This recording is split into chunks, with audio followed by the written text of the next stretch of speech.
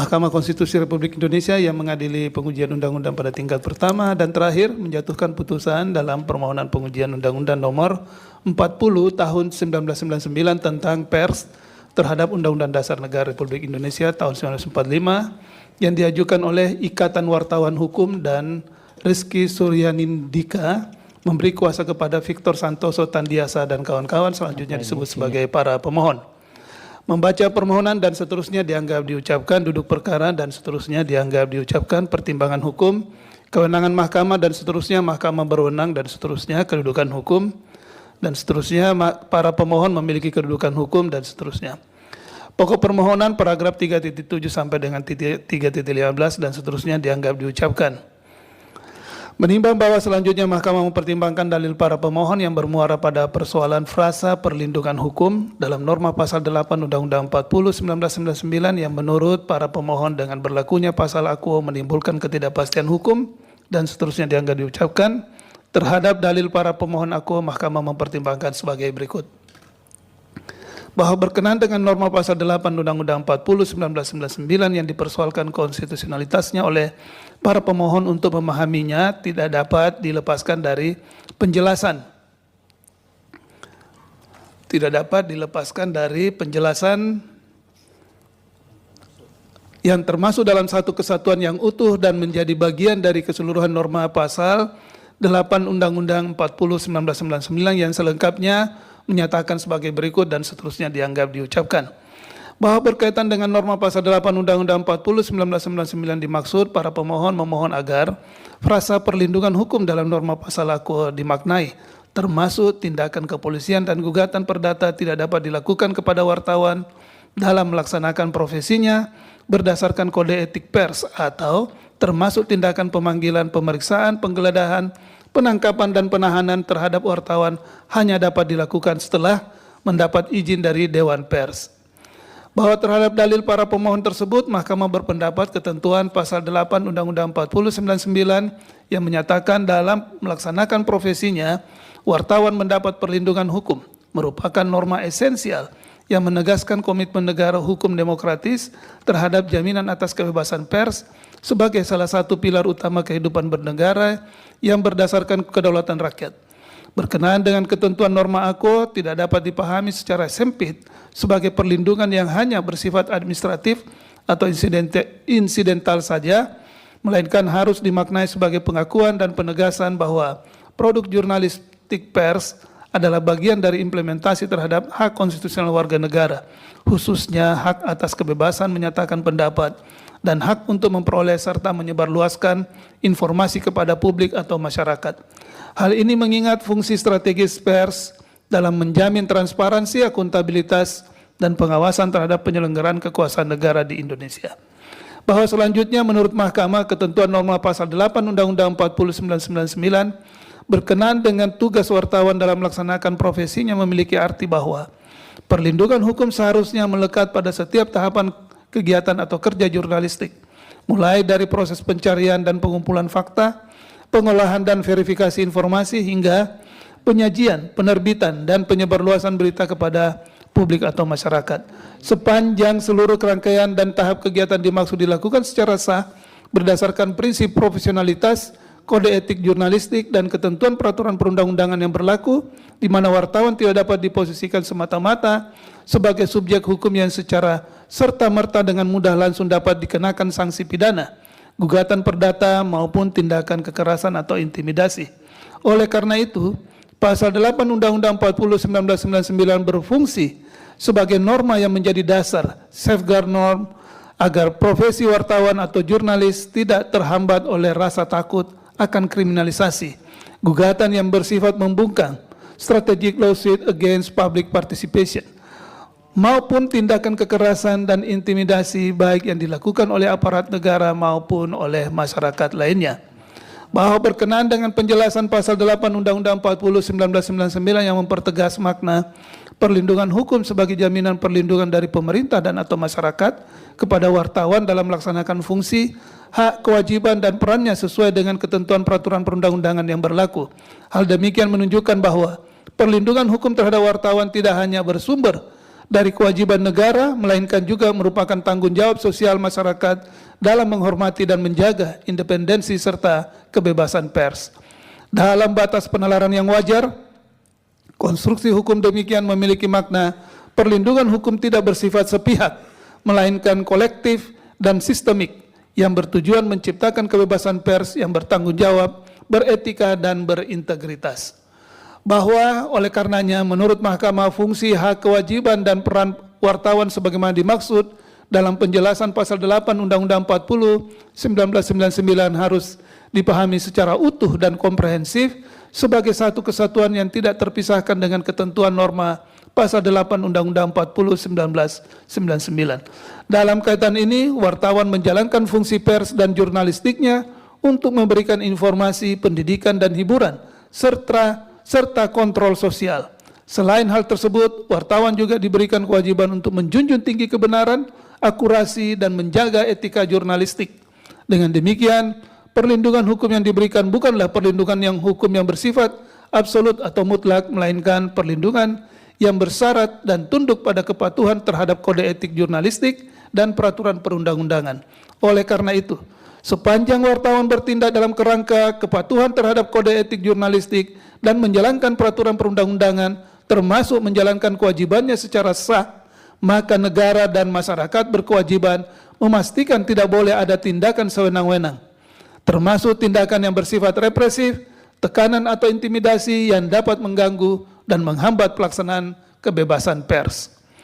Bahwa secara sistematis pasal 8 Undang-Undang 40 1999 beserta penjelasannya harus ditempatkan dalam kerangka besar Undang-Undang 40 1999 yang menegaskan kebebasan pers sebagai perwujudan hak asasi manusia dan sebagai sarana untuk mewujudkan kehidupan serta negara demokratis yang sehat. Perlindungan hukum terhadap wartawan bukan semata-mata ditujukan untuk melindungi individu wartawan, namun juga bertujuan melindungi kepentingan publik yang lebih luas, yaitu berkenaan dengan hak masyarakat untuk mengetahui informasi yang valid, akurat, dan berimbang. Oleh karena itu, dengan adanya fakta empirik terdapat wartawan yang menghadapi proses tuntutan hukum akibat menjalankan fungsi wartawan,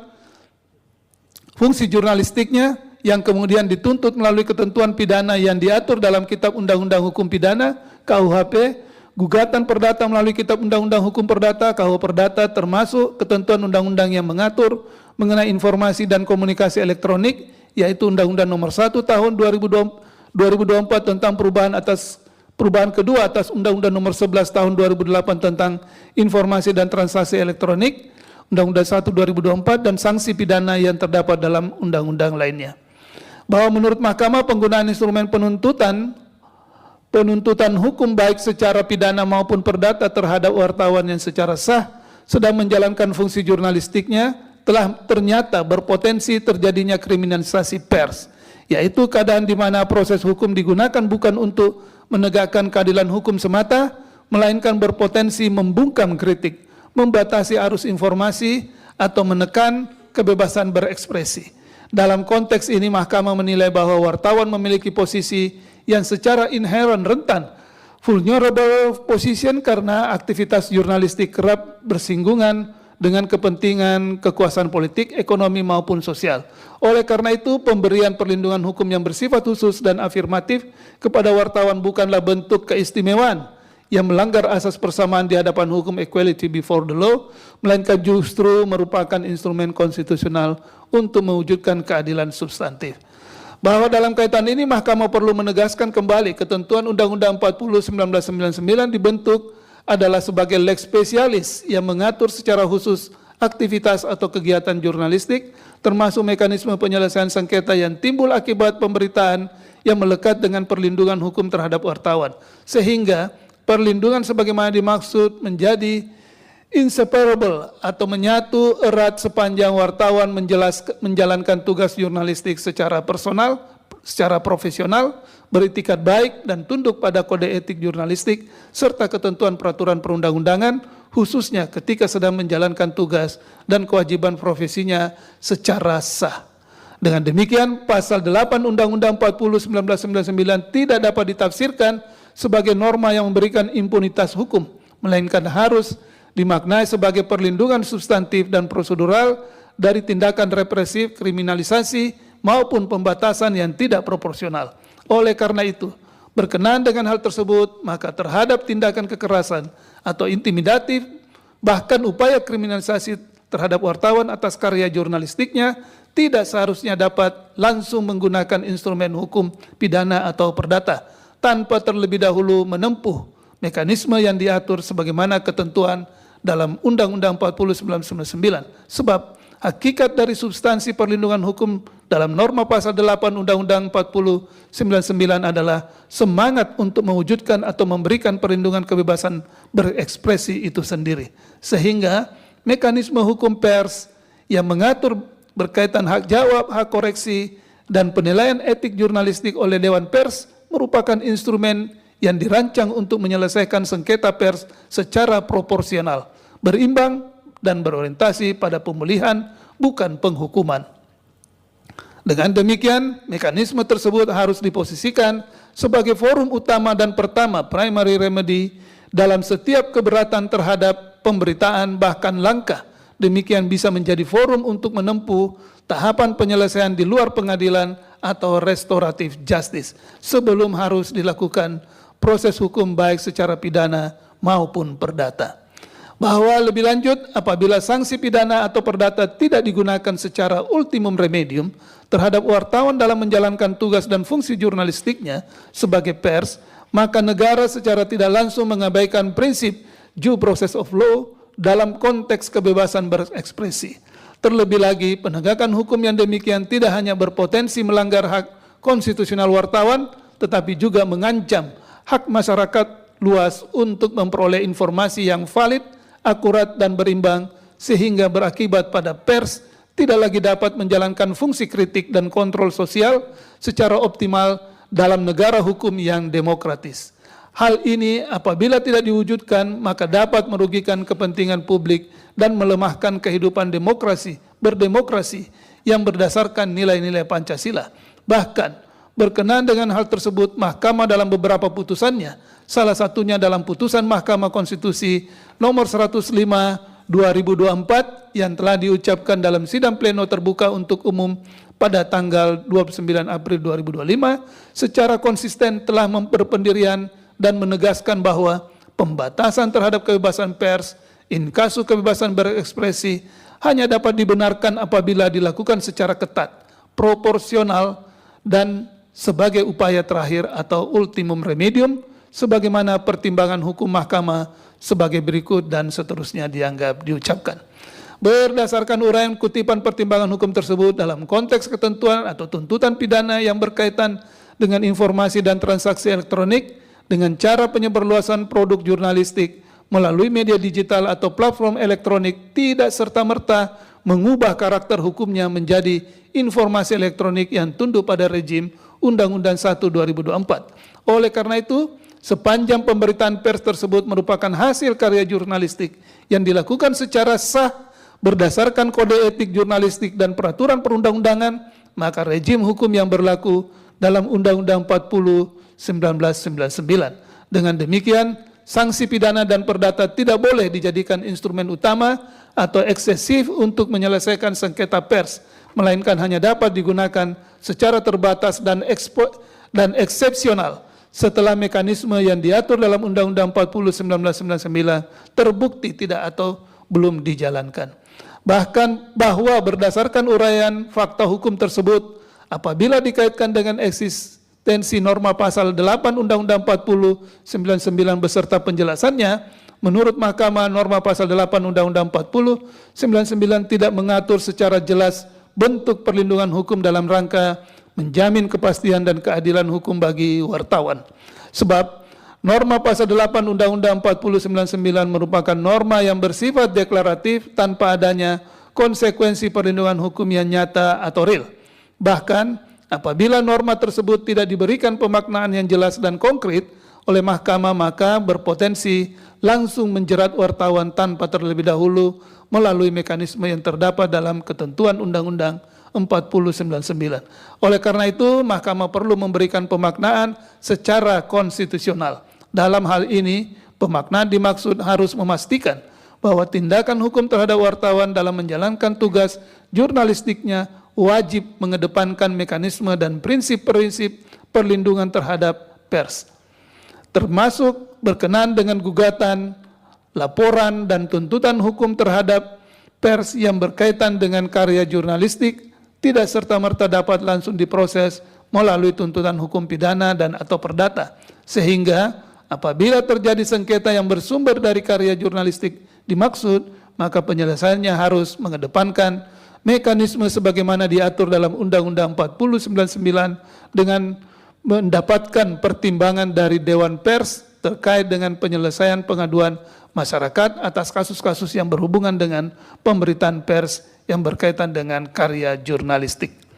Berdasarkan pertimbangan hukum tersebut, menurut Mahkamah, ketentuan norma pasal 8 Undang-Undang 4099 sepanjang frasa perlindungan hukum adalah bertentangan dengan Undang-Undang Dasar NRI tahun 1945 dan tidak memiliki kekuatan hukum mengikat secara bersyarat sepanjang tidak dimaknai, termasuk penerapan sanksi pidana dan atau perdata terhadap wartawan dalam menjalankan profesinya secara sah hanya dapat digunakan setelah mekanisme hak jawab, hak koreksi, dan dugaan pelanggaran terhadap kode etik jurnalistik berdasarkan pertimbangan dan upaya penyelesaian oleh Dewan Pers tidak mencapai kesepakatan sebagai bagian dari penerapan restoratif justice. Dengan demikian, dalil para pemohon adalah dalil yang berdasar. Namun, oleh karena pemaknaan berkenaan dengan norma pasal 8 Undang-Undang 40 1999 oleh Mahkamah bukan sebagaimana yang dimohonkan para pemohon, maka dalil para pemohon adalah beralasan menurut hukum untuk sebagian. Paragraf 3.17 dan 3.18 dan seterusnya dianggap diucapkan, konklusi dan seterusnya dianggap diucapkan berdasarkan Undang-Undang Dasar NRI tahun 1945 dan seterusnya dianggap diucapkan. Amar putusan 1. Diulang, amar putusan mengadili 1. Mengabulkan permohonan para pemohon untuk sebagian. 2. Menyatakan prase pelindungan hukum dalam norma pasal 8 Undang-Undang Nomor 40 Tahun 1999 tentang Pers, Lembaran Negara Republik Indonesia tahun 1999 Nomor 166, tambahan Lembaran Negara Republik Indonesia Nomor 3887 bertentangan dengan Undang-Undang Dasar Negara Republik Indonesia tahun 1945 dan tidak mempunyai kekuatan hukum mengikat secara bersyarat sepanjang tidak dimaknai, termasuk penerapan sanksi pidana dan atau perdata terhadap wartawan dalam menjalankan profesinya secara sah hanya dapat digunakan setelah mekanisme hak jawab, hak koreksi, dan dugaan pelanggaran terhadap kode etik jurnalistik berdasarkan pertimbangan dan upaya penyelesaian oleh Dewan Pers tidak mencapai kesepakatan sebagai bagian dari penerapan restoratif justice. 3. Memerintahkan pemuatan putusan ini dalam Berita Negara Republik Indonesia sebagaimana mestinya. 4. Menolak permohonan para pemohon untuk selain dan selebihnya.